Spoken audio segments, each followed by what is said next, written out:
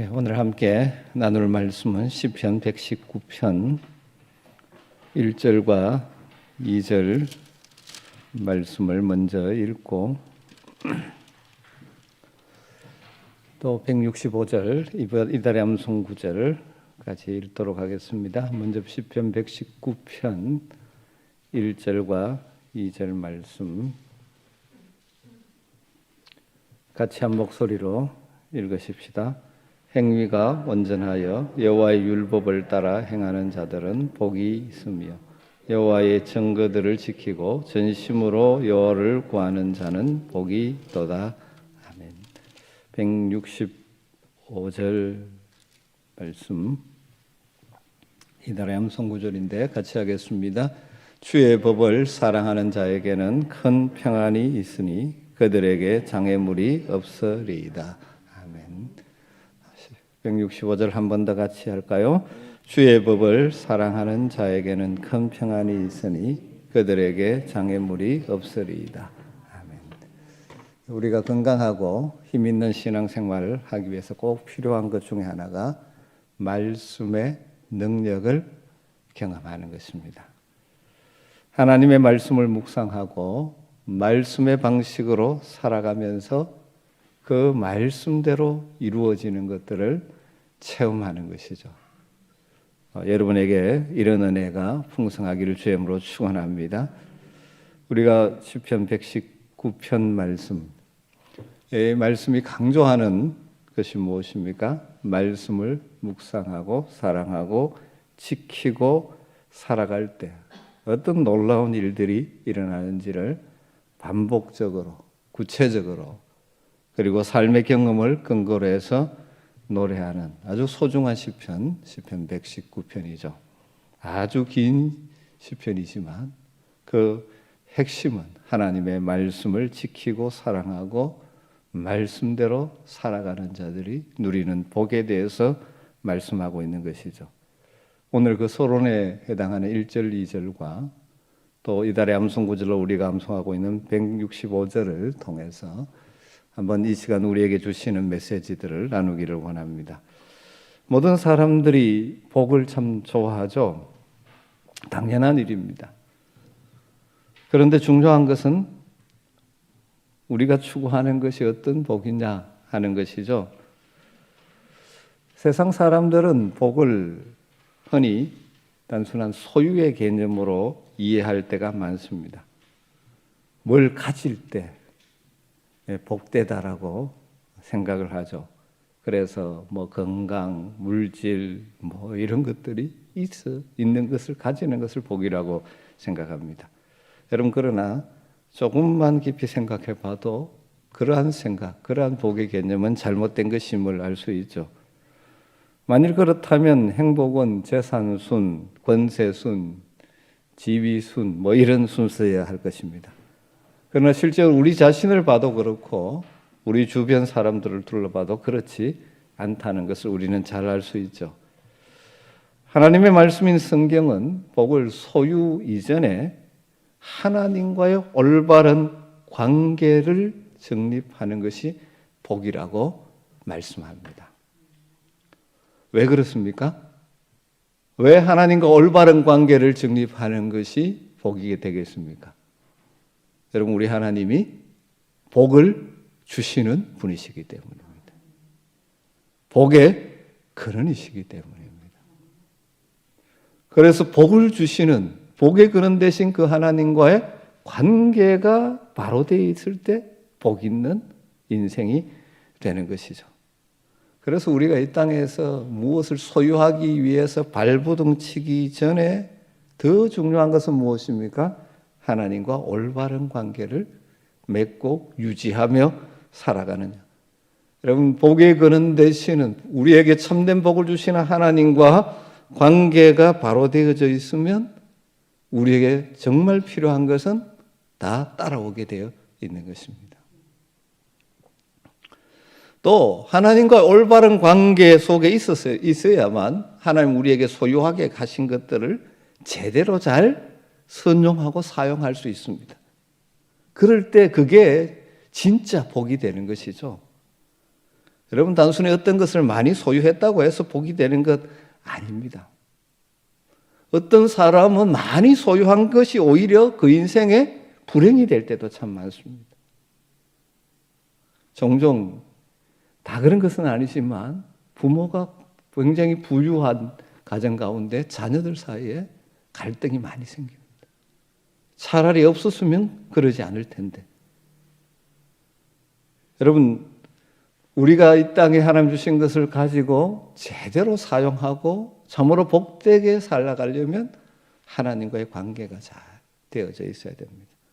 오늘 시편 119편 1절 2절 말씀에 강조하는 것이 바로 그것이죠. 행위가 온전하여 여호와의 율법을 따라 행하는 자들은 복이 있으며 여호와의 증거들을 지키고 전심으로 여호와를 구하는 자는 복이 있도다.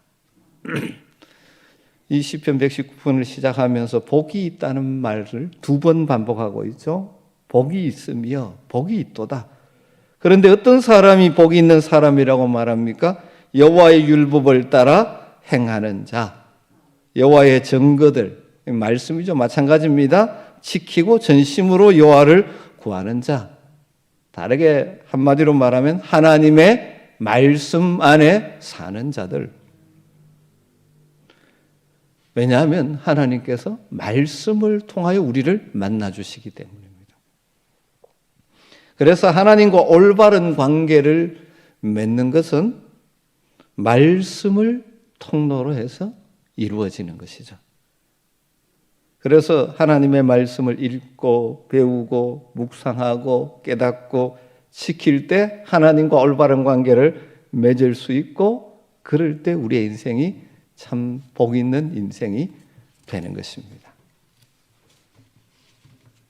여러분, 말씀, 하나님의 말씀에 대한 태도가 하나님을 대한 태도하고 연결되는 것이죠. 예수님께서 또 말씀하셨죠. 요한복음 14장 15절에 너희가 나를 사랑하면 나의 계명을 지키리라.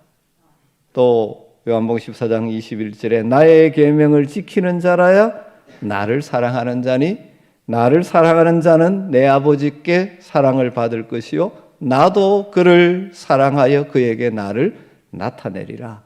그렇게 말씀하시죠.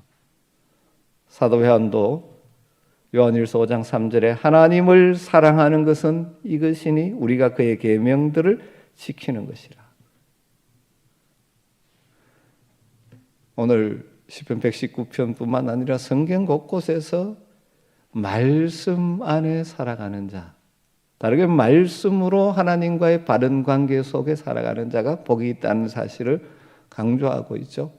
우리가 너무나 잘 알고 암송하는 시편 1편 말씀도 마찬가지죠. 복이 있는 사람은 악인들의 꾀를 따르지 아니하며 죄인들의 길에 서지 아니하며 오만한 자들의 자리에 앉지 아니하고 오직 여호와의 율법을 즐거워하여 그의 율법을 주야로 묵상하는 자도. 시편 128편 1절에 여호와를 경외하며 그의 길을 걷는 자마다 복이 있도다. 여러분, 하나님 말씀을 가까이 하고 말씀 안에 가는 자가 따르면 복 있는 자가 되는 것입니다. 하나님을 멀리하는 사람은 어떻게 됩니까? 당연히 하나님과 멀어진 사람은 복 있는 사람이 될 수 없죠. 그렇기 때문에 우리가 말씀을 가까이 하고 말씀의 은혜를 받아야 합니다. 하나님 말씀을 가까이 하는 방법을 주일학교 아이들에게 옛날에 설명할 때 말씀의 손을 많이 사용했죠. 말씀을 섭취하는 방법은 듣기, 새끼손가락 잘 안 떼네요. 읽기, 연구, 암송, 묵상.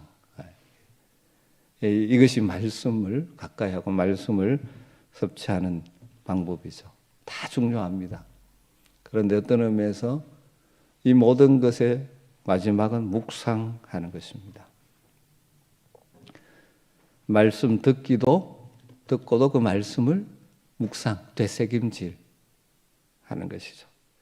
읽기도 그것이 뭐로 돼야 됩니까? 묵상으로. 말씀 연구도 묵상을 통해서, 암송도 그 암송을 계속하면서 묵상이 되는 것이죠. 그럴 때 내 삶에 영향력을 미치고 효력을 발휘하는 것입니다. 다르게 말하면 우리가 그 말씀을 이렇게 묵상하고 되새김질할 때 말씀을 통해서 우리가 하나님의 음성을 듣는 것이죠.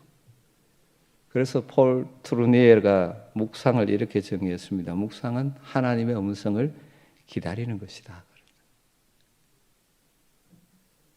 이 흔히 우리 큐티, quiet time, 조용한 시간, 우리가 말씀을 묵상하면서 그것을 통해서 뭘 듣습니까? 내게 주시는 하나님의 음성을 듣는 것이죠. 그럴 때 이 말씀이 내 삶 속에 적용되고 일하는 것입니다. 성경은 모든 사람을 위해서 기록된 일반적인 말씀이죠. 그러나 말씀을 묵상하는 과정을 통해서 내게 주시는 말씀으로 바뀌는 것이죠. 그래서 그 말씀대로 그 깨달음대로 감동대로 살아갈 때 하나님과의 바른 관계가 있고 그 삶이 복 있는 인생이 되는 것입니다. 성경이 특별히 119편이 다양한 말씀을 붙들고 말씀을 지키고 말씀을 묵상하고 말씀을 사랑하며 살아갈 때 누리는 복에 대해서 계속 반복적으로 말씀하고 있죠. 그중에 우리가 이번 달에 암송하는 126절입니까? 거기에서 두 가지, 165절에서 두 가지를 이야기합니다. 하나님 말씀 안에 사는 자가 복 있는 사람이라면 구체적으로 어떤 복을 누리느냐? 여러 가지 많이 나옵니다. 그런데 이 165절에서 참 소중한 두 가지 복을 우리에게 말씀합니다. 주의 법을 사랑하는 자에게는, 다르게 말씀 안에 살아가는 자들에게, 말씀을 통하여 하나님의 음성을 듣고 하나님과의 바른 관계 속에 살아가는 자들은 뭐가 있다고요? 큰 평안이 있다. 또 뭐라고 하니까 그들에게 장애물이 없다. 장애물이 없다. 이걸 다른 말로 우리가 흔히 성경에서 많이 하는 말로 또 다르게 표현하면 형통함을 누린다. 두 가지죠. 큰 평안을 누리고 삶의 형통함을 누린다. 이건 하나는 뭡니까? 마음에서 누리는 복이고 하나는 생활 속에서 누리는 복이죠. 우리가 하나님 말씀을 사랑하고 말씀을 묵상하고 말씀을 통하여 하나님의 음성을 들으며 살아가는 삶을 살 때 우리 마음에 무엇을 누립니까? 큰 평안을 누린다. 여러분, 우리 마음속에 늘 두려움과 불안이 생기죠. 그 원인이 여러 가지 있겠지만 대표적인 두 가지를 들으라면 하나는 죄의식 때문이고, 왜 평안이 없고 두려움이 생기느냐? 죄의식 때문이고, 하나는 무시 때문에, 알지 못하기 때문일 때가 많습니다. 그런데 말씀을 붙들면 이 죄의식으로 인한 불안으로부터 자유함을 얻죠. 하나님 말씀은 우리에게 죄를 깨우쳐 주십니다. 그리고 더 나아가서 십자가의 대속의 은혜를 체험하게 해주죠. 그래서 말씀을 통해서 죄에서 해방되고 참 자유를 누리게 되는 것입니다. 또 구원받은 이후에 이 의의 기준인 말씀을 따라 살려고 최선을 다하며 살아가다 보면 담대해지게 되는 것이죠. 잠언 28장 1절에 이런 말씀이 있죠. 악인은 쫓아오는 자가 없어도 도망하나 의인은 사자같이 담대하니라. 여러분, 하나님 말씀 안에 사는 사람들에게는 우리가 때로는 연약하셔 범죄하고 그래서 그것 때문에 오는 여러 가지 불안들이 있을 수 있지만 말씀 안에서 그 문제를 다시 해결해 가면서 평안을 누리게 되는 것이죠. 또 말씀은 우리가 알지 못함 때문에 오는 두려움의 문제도 해결합니다. 왜 우리 인간들은 내 인생의 미래에 대해서 사실 무지합니다. 알지 못합니다. 누가 여러분 내일을 압니까? 그러니까 그것이 우리에게 뭘 가져옵니까? 늘 불안을 줍니다. 앞으로 어떻게 될지 1년 후, 10년 후, 더 나아가서 죽음 이후. 이걸 모르기 때문에 두려워하고 근심하게 되죠. 여러분, 그러나 하나님 말씀 안에서 하나님과의 바른 관계 속에 사는 자들은 사실 미래를 아는 자라고 할 수 있습니다. 이 무슨 말이냐면 세부적인 것은 알지 못합니다. 그러나 분명한 것은 무엇입니까? 하나님께서 늘 동행해 주시고 순간순간 인도해 주시기 때문에 우리의 미래의 세부적인 것을 알 필요도 없고 하나님 알려주시도 않으십니다. 그러나 분명한 것은 하나님이 내 인생에 내 미래에 어떤 일이 있어도 함께 주실 것을 알기 때문에 그 미래를 알지 못함의 두려움이 우리를 지배하지 못하죠. 그 말씀을 통하여 하나님을 붙들게 되면 평안이 찾아오는 것입니다. 그리고 무엇보다도 우리의 인생이 끝난 죽음 이후에 우리에게 영원한 천국이 예비되어 있다는 사실을 우리가 알지 않습니까? 그러기에 우리는 미래를 알지 못하는 것에서 오는 두려움으로부터 자유할 수 있고 평안을 누릴 수가 있는 것입니다. 하나님 말씀 안에 사는 자들은 어떤 어려움이 닥칠지 몰라도 그럼에도 불구하고 결국 우리가 그것을 이겨낼 수 있음을 알기 때문에 낙심하거나 절망하지 않죠. 그래서 세상이 주는 것과 전혀 차원이 다른 평안을 우리가 맛보며 사는 것이죠. 그래서 예수님께서 말씀하셨죠. 너희가 세상에서 환난을 당할 것이다. 그러나 담대하라. 내가 세상을 이겼다. 평안을 너희에게 끼치노니 나의 평안을 너희에게 주노라. 내가 너희에게 주는 것은 세상이 주는 것 같이 아니하니라. 너희는 마음에 근심하지도 말고 두려워하지도 말라. 이것을 너희에게 이르는 것은 너희로 내 안에서 평안을 누리게 하려 함이라. 세상에서 너희가 환난을 당하라. 담대하라. 내가 세상을 이겼노라. 여러분, 성도들은 원리적으로 인생의 앞길을 두려워할 필요가 없는 자들입니다. 살다 보면 자꾸 두려움이 찾아옵니다. 왜? 말씀이 내 삶을 지금 지배하고 있지 않기 때문에. 말씀이 내 안에서 영향력을 잃어버리기 때문에. 그런데 말씀을 붙들면 두려움으로부터 우리는 뛰어넘는 평안을 누리게 되죠. 하나님 말씀을 통하여 진리의 등불을 비춰주시고 우리의 한 걸음 한 걸음 인도해 주시죠. 요즘 자동차를 운전하면 다 내비게이션을 사용해서 찾아갑니다. 그죠? GPS, 위성 위치 인식 시스템을 통해서 우리의 현재 위치도 파악해 주고 목적지까지 지도를 통해서 음성을 통해서 안내해 줍니다. 모르는 길을 가도 그걸 보면 무엇입니까? 안심하고 가면 되죠. 이것이 대단한 기술이지 않습니까? 그런데 여러분 가만히 묵상해 보면 하나님은 아주 오래전부터 이미 구약의 이스라엘 때부터 인생의 내비게이션을 주셨습니다. 광야에서 뭘 주셨어요? 불기둥과 구름기둥으로 인도하셨죠. 그들과 동행하며 인도해 주시고 많은 어려움이 있지만 결국 약속의 땅 가나안으로 도착하게 주시죠. 오늘날 우리를 인도하시는 우리의 내비게이션과 같은 영적 내비게이션이 무엇입니까? 하나님의 말씀과 성령을 통해서 우리를 인도해 가시고 장차 영원한 천국에 완전히 들어가게 해 주실 줄 믿습니다. 살다 보면 미래에 대한 두려움들, 그래서 우리에게 평안이 사라질 때가 많죠. 그러나 말씀 안에 있으면, 다르면 다시 말씀을 붙들면 우리는 하나님 주시는 평안을 누리며 사는 것입니다. 여러분, 이것이 여러분의 삶의 실제가 되기를 주임으로 축원합니다. 목사지만 살다 보면 갑자기 염려가 찾아오고 두려움이 찾아오고 이러다가 어떻게 되겠나는 생각들이 막 올라올 때 있죠. 그러나 하나님의 말씀을 묵상하고 말씀을 통하여 하나님께 나아가고 하나님의 음성을 들으면 다시 평안을 회복할 수 있는 것입니다.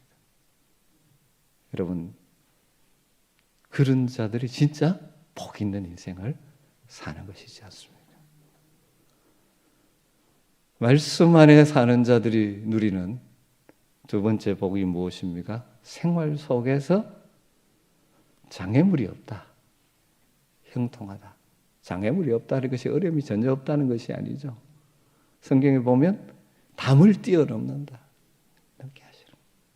여러분 하나님 말씀대로 말씀 안에서 바른 관계 속에 사는 자들의 길은 형통하죠. 시편 1편 3절에서 그것을 뭐로 표현했습니까? 시냇가에 심겨진 나무라고 비유했습니다. 그는 시냇가에 심은 나무가 철을 따라 열매를 맺으며 그 잎사귀가 마르지 아니함 같으니 그가 하는 모든 일이 다 형통하리로다. 아무 어려움이 없다는 것이 아니죠. 시냇가에 심은 나무가 언제 다른 곳의 나무와 다른 모습을 드러낼 수 있습니까? 가뭄의 때 오히려 달라지죠. 왜냐하면 뿌리를 물에 내리고 있기 때문에. 여러분 성경에서 형통의 개념이 단순히 순탄한 아무 어려움이 없는 인생이 아니라는 것 잘 알고 있지 않습니까? 믿음으로 살아가는 우리도 역시 역경도 있고 고난도 있는 것입니다. 여러분 요셉 잘 알지 않습니까? 어느 날 형들의 미움을 받아 노예로 팔려갑니다. 애굽에 끌려간 요셉이 보디발의 집에서 종노릇하고 있습니다. 그런데 성경은 보디발의 집에 있는 그 종노릇한 요셉을 표현하면서 그가 형통하였다 이렇게 표현합니다. 창세기 39장 2절에 여호와께서 요셉과 함께 하심으로 그가 형통한 자가 되어 그 주인 애굽 사람 집에 있으니. 더 기가 막힌 것은 보디발의 아내 유혹을 뿌리친 뒤에 애매하게 감옥에 갇혔을 때도 성경은 요셉이 형통하다고 표현합니다. 39장 23절에 간수장은 그의 손에 맡긴 것을 무엇이든지 살펴보지 아니하였으니 이는 여호와께서 요셉과 함께 하심이라. 여호와께서 그의 범사에 형통하게 하셨더라. 외형적으로 보면 고난입니다. 그런데 하나님이 그곳에서도 함께 하시는 삶이기 때문에 형통한 것이죠. 그래서 결국 어떻게 되어집니까? 하나님의 인도하심을 따라 애굽의 총리가 되어서 흉년으로부터 백성들의 그 고통으로부터 건져내고 그리고 이 야곱의 자손들을 그 애굽 땅에서 번성하게 만드는 하나님의 통로가 되는 것이죠. 여러분 성도가 누리는 형통이 바로 그것입니다. 역경, 어려움이 있습니다. 그러나 하나님의 선한 섭리 가운데 우리는 그것을 뛰어넘을 수 있는 것이죠. 늘 말씀 안에 사는 자들은 이런 형통을 누리는 것입니다. 장애가 있더라도 문제가 있더라도 말씀을 통하여 극복하고 뛰어넘는 것이죠. 말씀을 붙들 때 하나님께서 역사해 주심으로 말미암아 복 있는 인생이 되는 것이죠. 여러분 그렇기 때문에 우리가 이 땅을 살아가면서 중요한 것은 상황이 쉬우냐 어려우냐 이것이 아니라 내가 하나님 말씀에 붙들려 살고 있는가, 하나님과의 말씀을 통한 바른 관계 속에 살고 있는가. 비록 힘든 상황이라도 말씀대로 붙들고 있는 사람은 능히 그것을 뛰어넘는 것이죠. 그게 지금 눈앞에 어려움이지만 장애물이 아니라 디딤돌이 되어서 그것을 뛰어넘게 해주시는 것입니다. 그래서 우리가 늘 고백하는 고백이 있죠. 우리가 알거니와 하나님을 사랑하는 자, 곧 그의 뜻대로 부르심을 입은 자들에게는 모든 것이 합력하여 선을 이루느니라. 할렐루야. 여러분, 우리가 다 복 있는 인생을 살 수 있는 놀라운 은혜를 우리가 받은 자들이지 않습니까? 그런데 교회는 왔다 갔다 하지만 이 복을 누리지 못하는 경우도 있죠. 왜 그렇습니까? 하나님의 말씀을 붙들고 살지 않기 때문이죠. 묵상하지 않기 때문이죠. 사랑하지 않기 때문이죠. 여러분, 말씀 안에 사시는, 그래서 참으로 복 있는 인생 되시기를 주님으로 축원합니다. 그래서 그 말씀 안에 살아갈 때 누리는 복이 많지만 여러분의 심령에 하늘의 큰 평안을 누리고 그리고 삶의 형통함을 경험하며 살아가는 여러분 되시기를 주님으로 축원합니다. 기도하도록 하죠. 오늘 말씀을 따라 기도하도록 하십시다. 여러분 무엇을 구하며 사셨습니까? 참으로 복 있는 인생 살아야 하지 않겠습니까? 하나님이 우리에게 복을 주시는 분이십니다. 참된 복은 하나님과의 바른 관계 속에서 이루어지는 것입니다. 하나님과의 관계가 비뚤어져 있으면서 복 있는 인생 살겠다고 하는 것은 어리석은 일이지 않습니까? 나의 남은 생에 하나님과 바른 관계 속에서 하나님 말씀에 붙들려 살아감으로 말미암아 참으로 복을 누리며 살게 하여 주시옵소서. 날마다 말씀의 능력을 경험하게 하여 주시고 말씀 안에서 주님 주시는 평안을 누리고 말씀의 인도함을 받아 삶의 형통함을 경험하는 복된 인생 살게 해달라고, 또 그렇게 살겠다고 성령께서 나를 도와달라고 자신을 위해서 기도하고 특별히 여러분을 사랑하는 자녀들이 이 세상 가운데서 정말 이런 복된 인생을 살아가게 되기를 주의 이름으로 축복하면서 오늘 말씀 붙들고 같이 기도하는 시간을 갖도록 하겠습니다. 같이 기도하겠습니다. 하나님 감사합니다. 오늘도 주님 앞에 나와 예배하며 귀한 말씀을 듣게 하시니 감사합니다. 참 복은 땅에 무엇을 완성하는 것이 아니라 주님 하나님과의 관계를 하겠습니다. 하나님의 말씀을 사랑했습니다. 주님의 완전을 정말 말씀을 감사합니다. 하나님을 따르겠으면 다양한 복을 살아가는 남은 생애가 되게 하여 주시고 주의 말씀의 능력을 경험하고 말씀을 증거함으로 주의 형제들에게 말씀 안에서 늘 살게 하는 주의 형제로 부족한 영을 사용하여 주시기를 간절히 원합니다.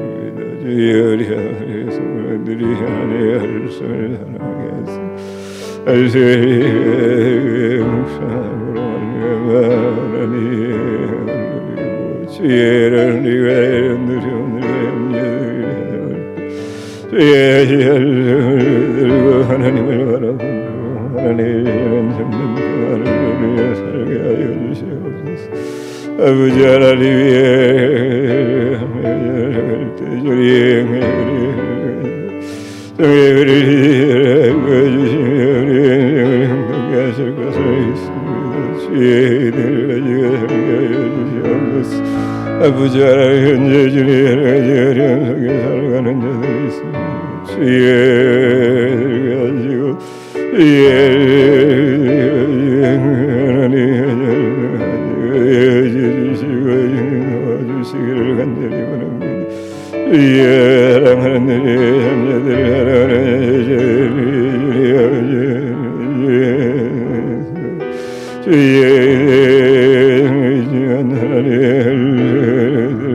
너희 자녀들 주의 향한 내가 그들의 인생 가운데 있게 하여 주시기를 간절히 하시옵소서. 우리의 믿음의